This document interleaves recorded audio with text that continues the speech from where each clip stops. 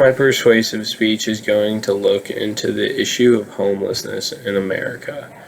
The goal of the speech is to persuade the audience that a policy should be implemented to tackle the issue. The main point that should be known from the beginning is that my goal is not a policy that will temporarily help these people, but a policy that will help them for the future. According to the White House Council of Economic Advisors, on any given night here in the United States, there are more than 500,000 people homeless. Of these people that are homeless, 2/3 of them can be found in homeless shelters and the other third can be found on the streets. The reason I picked this topic is because I've seen homelessness firsthand my whole life. From going to a Cardinals game, to going to the Arch, to traveling to other big cities. It is everywhere and is clearly a problem. My perspective comes from firsthand how these people were living. Seeing the issues made me want to look into the avenues that need to be taken to fix the problems. The main part of the speech is going to focus on what the proposed policy will entail. The first thing I will talk about in this policy is the housing market. The next main focus will be housing provided by government, and the last main focus will be on assistance programs to help them gain traction out of homelessness. I wanted to prioritize these elements because they have the potential to have the longest lasting and most effective impact. So for the longest time, there has been issues with the housing market.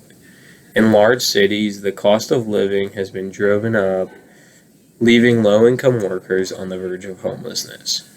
The main factor that has caused this is over-regulation of the housing markets. The policy needs to look into stepping back some of these regulations to prevent from driving up the cost of living. Just to look at how big of an impact this has had, we can turn to the Council of Economic Advisors from the White House. They estimated that if just 11 of the country's most impacted cities focus on deregulating their housing markets, the overall amount of homelessness in the United States would decrease by a staggering 13%. Federal housing assistance programs as well will help make a huge impact on the homeless population. The main form of this today that everyone knows is Section 8 housing, or government-provided living. Putting a roof over people's heads is one of the first steps needed to start escaping homelessness. One of the first places that did this was New York, and they have one of the leading programs. According to the Coalition for the Homeless, this program is one of the cheapest programs, yet one of the most effective to battle homelessness. It provides people with a roof over their heads while they can help out their mental or physical issues under government subsidized living until they are better physically and mentally.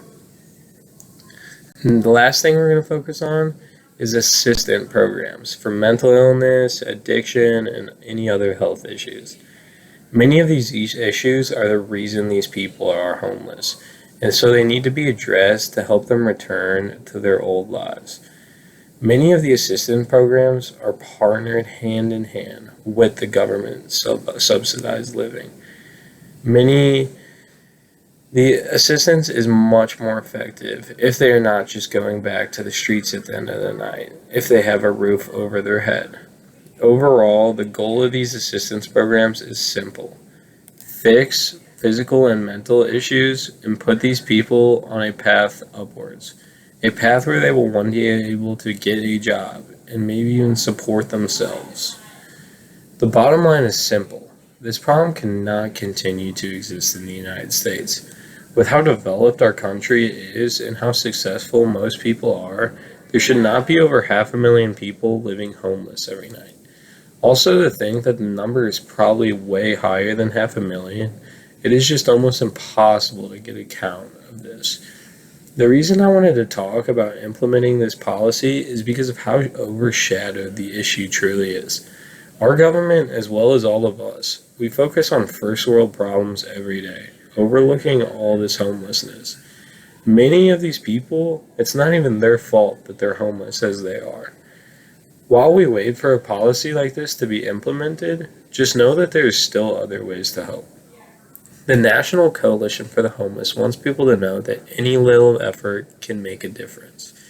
The policy is essential, though, because having problems on for so long without much change is just too hard to change without significant action. It is the only way to fully solve this issue for the future to come.